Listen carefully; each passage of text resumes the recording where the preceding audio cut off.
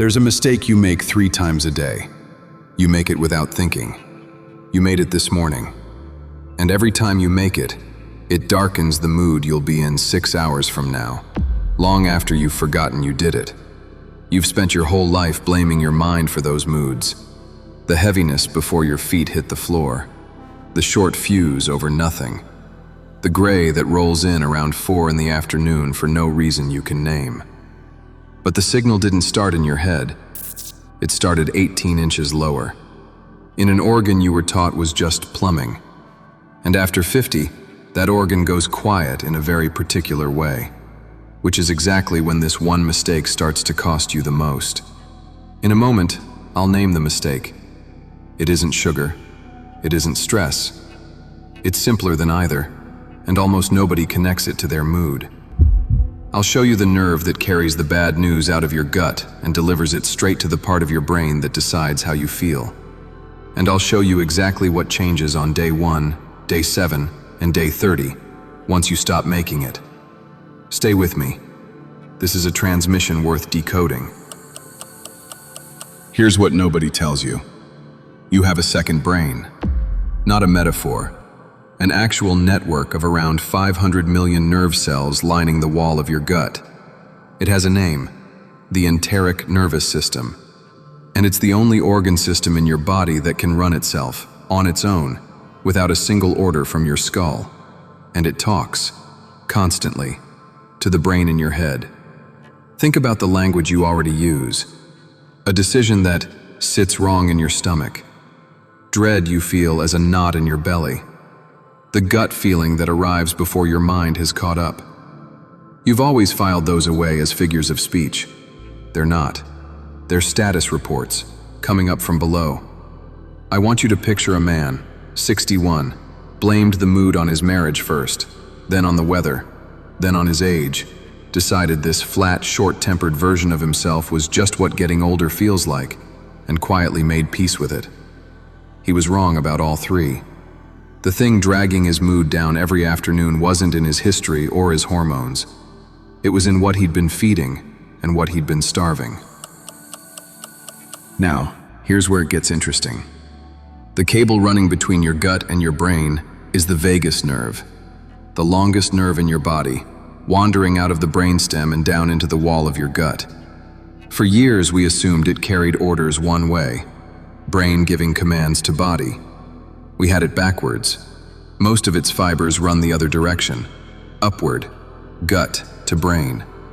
Your belly isn't waiting for instructions, it's the one doing most of the talking.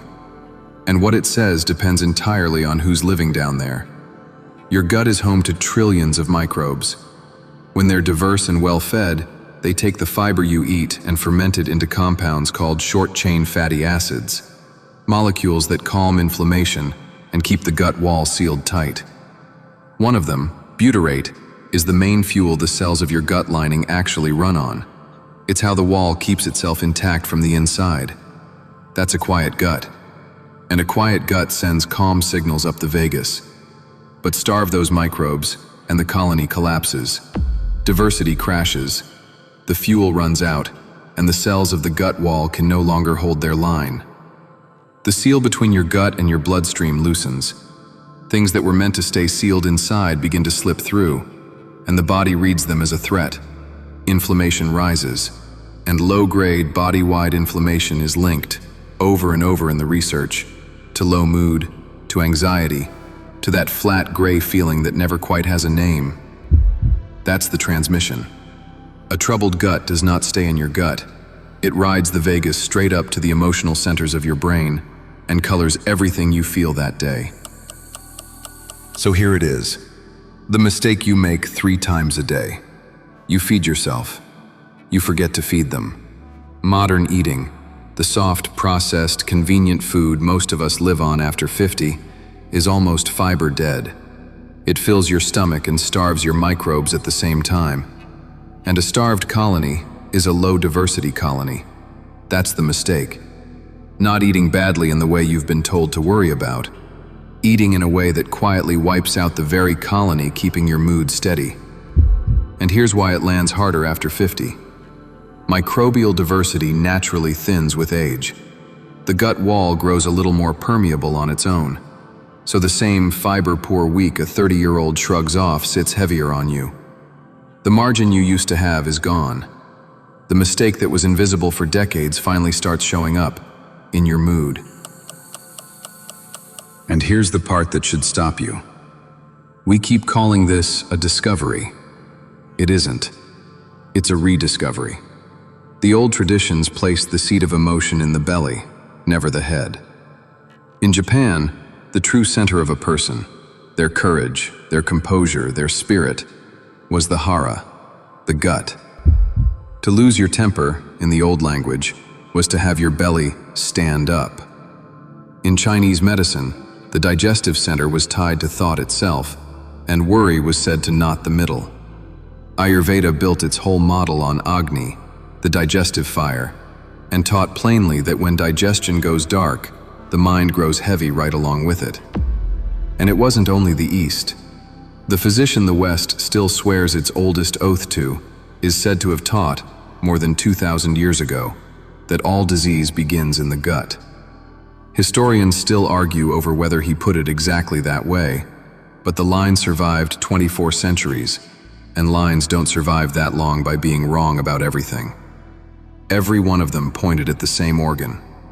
Long before anyone traced the vagus nerve, before anyone could see a single microbe, they had already located the mood in the gut.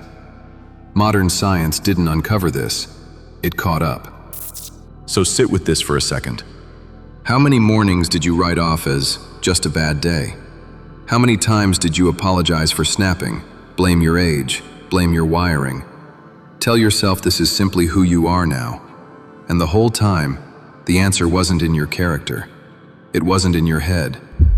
It was in a colony you'd been quietly starving, 3 meals a day, for years. Now hear this part clearly.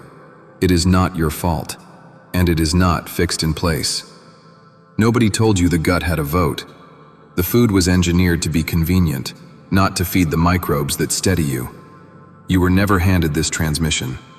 But your gut is the fastest remodeling system in your entire body. The colony that took years to thin can begin rebuilding in a matter of days. You didn't break something permanent. You just stopped feeding it, which means you can start again. Let me show you what this looks like.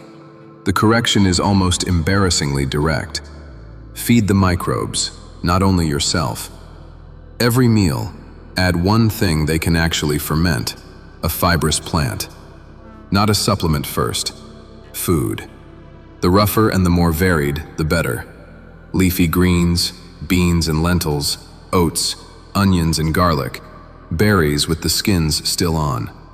Variety matters more than volume, because different microbes feed on different fibers. A wider plate rebuilds a wider colony. One rule, one plant, every plate. That's the whole discipline.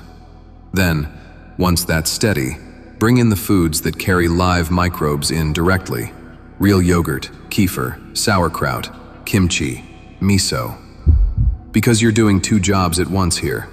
Fiber feeds the colony you already have. Fermented food sends in reinforcements.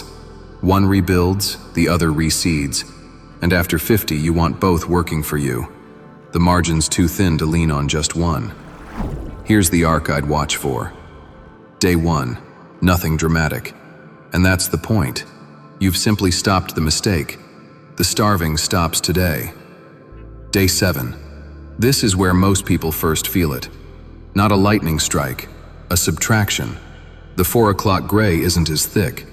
You take a half-second longer to react to the thing that usually sets you off. The floor beneath your mood feels a little more solid than it did a week ago. Day 30. The colony has genuinely shifted. More diversity, more of those calming short-chain fatty acids, a tighter gut wall, less inflammation riding the vagus upward. And the baseline you'd resigned yourself to, the one you'd quietly labeled just getting older, begins to lift. Not because you fixed the brain in your head, because you finally fed the second one. So the next time a dark mood rolls in and your hand goes up to blame your mind, pause. Ask the older question, the one the Hara knew, the one Agni knew. Ask what you fed the colony downstairs, because you were never at the mercy of your moods. You were just listening to the wrong brain. Tell me down below, how old are you, and where are you watching from? And give me one honest word for how your mood usually sits by late afternoon. Heavy or steady? Drop your word and your age. I read these, and I'll tell you what the colony's likely doing.